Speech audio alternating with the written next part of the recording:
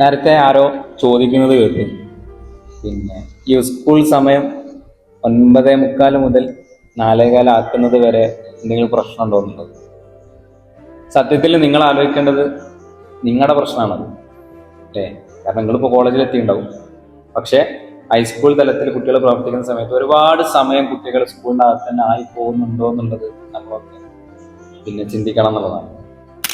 അതിൽ നമ്മൾ ഏറ്റവും കൂടുതൽ മനസ്സിലാക്കേണ്ട വിഷയം അത് തന്നെയാണ്.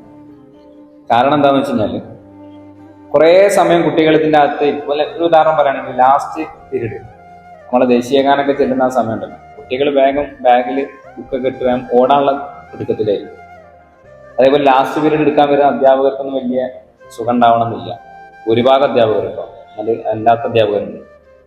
അപ്പൊ ഇങ്ങനെയൊക്കെ സാഹചര്യങ്ങൾ നിലനിൽക്കെ ഇനിയും കൂടുതൽ സമയം സ്കൂളിൽ പിന്നെ കുട്ടികൾ ഇരിക്കുക എന്ന് പറയുന്നത് അത് കുട്ടികൾക്ക് അലോസരപ്പെടുത്തും എന്നുള്ളതാണ് എൻ്റെ വ്യക്തിപരമായ അഭിപ്രായം.